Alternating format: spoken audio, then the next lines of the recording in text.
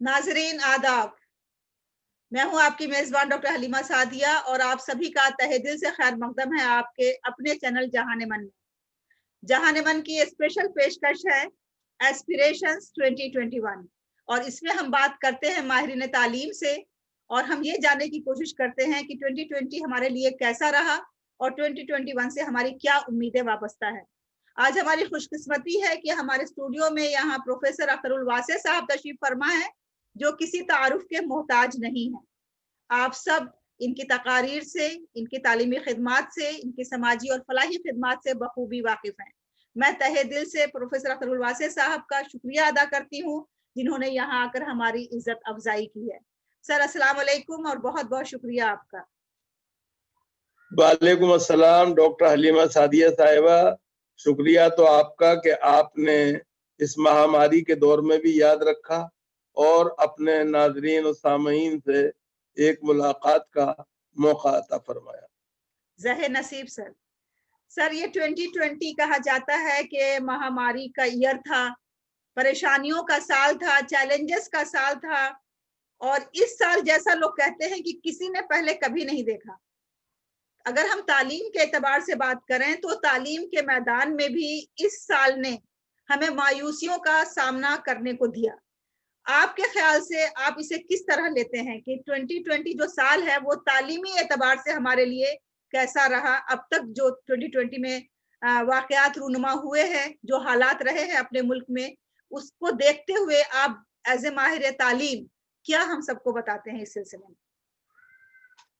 नहीं, देखिए ऐसा है कि इसमें कोई शक नहीं है कि जो कुछ कोविड-19 के नतीजे में ज़हूर पजीर हुआ हमारी जिंदगी में, चाहे इनफरादी हो चाहे इज्तमाई हो, जिस तरह वो असरअंदाज हुआ मनफी तौर पे वो हम सब जानते हैं।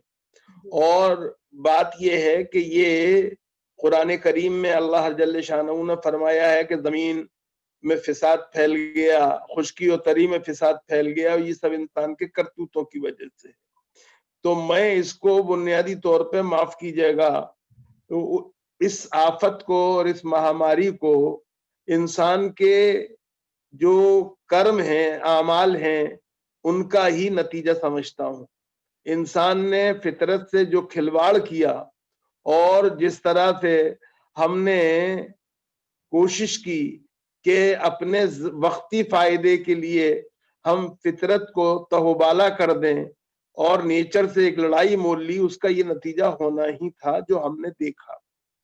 और उसकी दूसरी एक बात और भी हमें नहीं भूलनी चाहिए कि हमने इस महामारी का खौफ कहिए या हमारी घबराहट कहिए कि हमने इसमें फिजिकल डिस्टेंसिंग के बजाय सोशल डिस्टेंसिंग की बात करनी शुरू कर दी। फिजिकल डिस्टेंसिंग समझ में आती है लेकिन सोशल डिस्टेंसिंग समझ में नहीं आती है। उसका नतीजा ये हुआ कि हमने अपने आप को एक तरह से माजूर और मजबूर समझने लगे।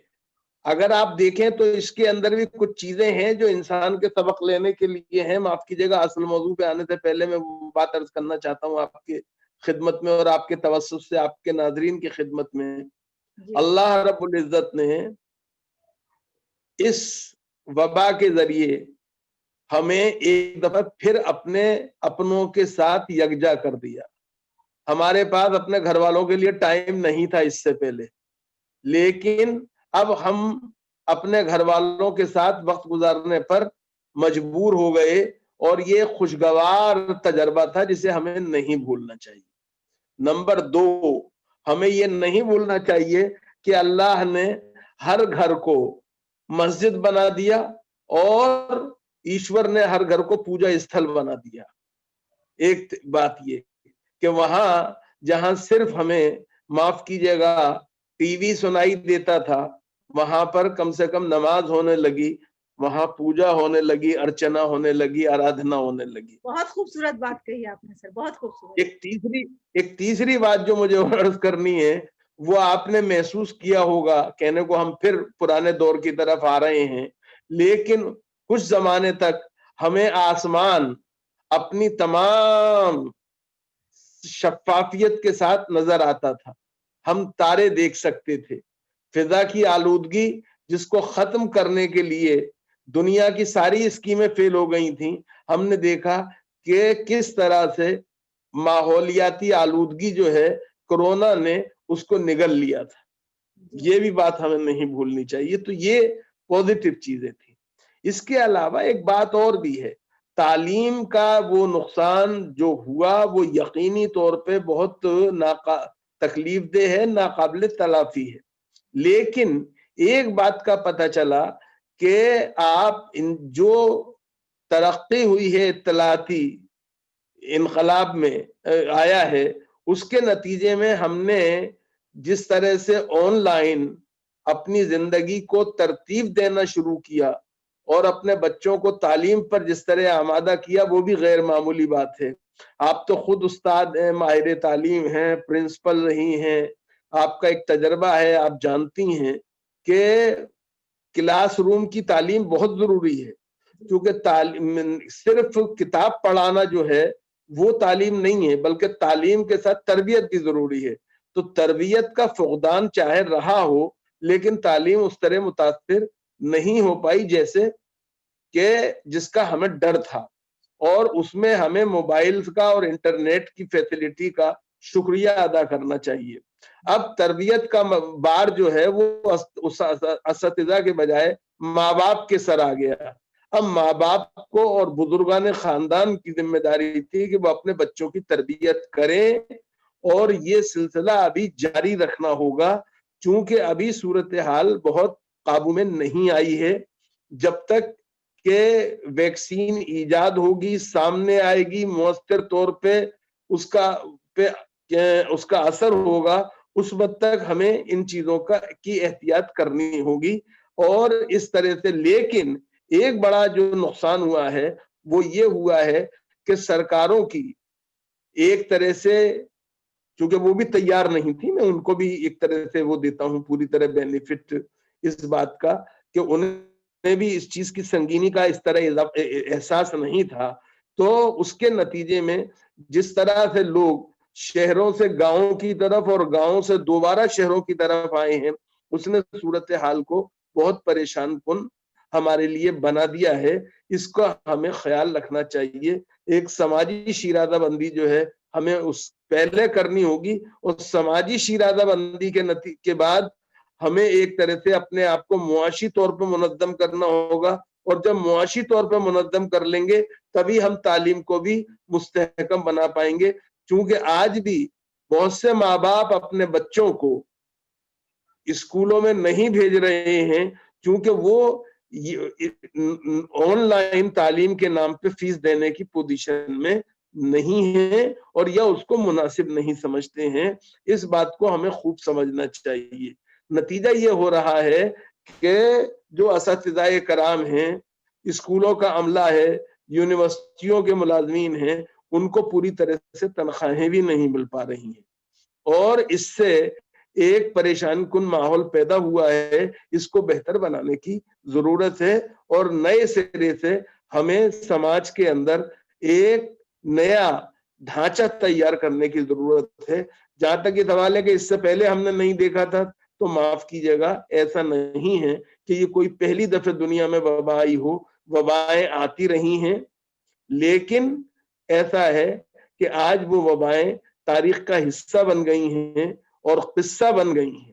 اگر آپ دیکھیں تو کیا تعاون کی وبا ہو، ہیضے کی وبا ہو، جی ٹی بی کی وبا ہو، اسی طرح سے HIV ایڈز ہو، یہ تمام چیزیں. لیکن جیسے جیسے دوائیاں ایجاد ہوتی جا رہی ہیں، اسی طرح سے چیچک ایک زمانے میں بڑی بھیانک چیز تھی، لیکن جیسا کہ کہا گیا ہے، اللہ کے رسول صلی اللہ علیہ وسلم نے فرمایا ہے، دنیا میں کوئی ایسی بیماری نہیں ہے جس کا اللہ نے علاج نہ رکھا ہو سوائے موت کے.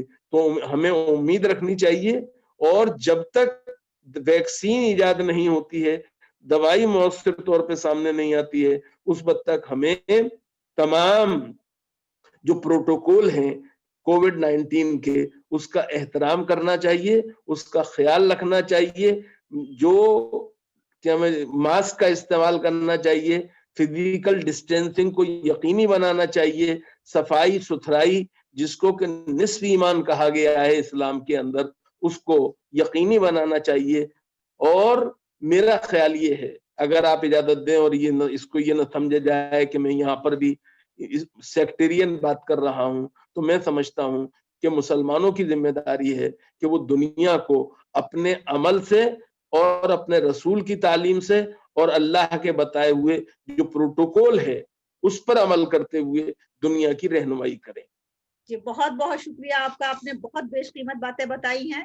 2020 جیسا بھی ہے وہ گزر رہا ہے اور بالکل راؤنڈ دا کارنر ہے، ختم ہونے ہی والا ہے۔ اب تو لوگوں کو یہ معلوم ہو گیا کہ 2020 نے ہمیں کیا دیا ہے، اور یہ صورتحال ابھی کچھ دنوں اور رہنے والی ہے۔ تو 2021 کے لیے آپ کی اپنی کیا امیدیں ہیں اس سے وابستہ، اور آپ ہمارے ناظرین سے کیا چاہتے ہیں کہ وہ کس طرح اپنے آپ کو تیار رکھیں 2021 کے استقبال کے لیے، نئی امیدوں کے ساتھ، نئی آرزوؤں کے ساتھ، نئی تمناؤں کے ساتھ اور نئے عزائم کے ساتھ؟ دیکھیے، وہ عرش ملتانی کا ایک شعر ہے، جی میں وہ چاہوں گا کہ آپ کے ناظرین اس کا خیال رکھیں اور اس پر عمل کرنے کی کوشش کریں۔ جی عرش ملتانی نے کہا تھا، جسے لوگ کہتے ہیں زندگی، وہ تو حادثوں کا ہجوم ہے۔ جسے لوگ کہتے ہیں زندگی، وہ تو حادثوں کا ہجوم ہے، یہ تو کہیے میرا ہی کام تھا کہ میں درمیان سے گزر گیا۔ واہ واہ واہ واہ، بہت خوب۔ تو اصل بات یہ ہے کہ آپ کے ناظرین ہوں یا ہم سب ہیں، اس میں کوئی آپ کے ناظرین ہی کے لیے نہیں، ہم سب جو ہیں ان کو ایک بات کا خیال رکھنا چاہیے کہ ان پریشانیوں میں ہی ہمیں اپنے لیے ممکنہ راستے تلاش کرنے چاہیے۔ مثال کے طور پہ میں ایک بات اکثر کہتا ہوں، اسے یہاں پہ بھی دہرائے دیتا ہوں کہ اکثر ہم جب سڑک پہ جاتے ہیں تو ہمیں کچھ دور چل کے ایک بیریکیڈ ملتا ہے جس پہ لکھا ہوتا ہے، ایک بورڈ لگا ہوتا ہے، سڑک بند ہے۔ جی لیکن سڑک بند ہوتی ہے، سفر بند نہیں ہوتا ہے۔ یاد بہت صحیح، بہت اچھی بات کہی آپ، بہت خوب۔ تو کووڈ-19 جیسا بھی رہا ہو، لیکن ہمیں یہ سمجھنا چاہیے کہ زندگی کا سفر بند نہیں ہوتا ہے۔ زندگی 2020 میں بھی چلتی رہی ہے، یہ صحیح ہے، تکلیف دے رہا ہے، یہ صحیح ہے کہ ہم اپنوں کی تیمارداری کرنے کی پوزیشن میں نہیں تھے۔ تیمارداری تو بڑی چیز ہے، جب وہ ہمارے بیچ میں نہیں رہے تو ہمیں کندھا دینے کی اجازت بھی نہیں تھی۔ جی یہ تمام چیزیں کی جگہ تکلیف دہ ہیں، لیکن ان میں ہمیں سامان عبرت ہے، اور وہ یہ ہے کہ ہمیں زندگی اس طرح گزارنی چاہیے کہ اس طرح کی صورتحال پیدا ہی نہ ہو۔ اب جب 2021 آ رہا ہے تو اس کا ہمیں بھرپور زندہ دلی کے ساتھ استقبال کرنا چاہیے۔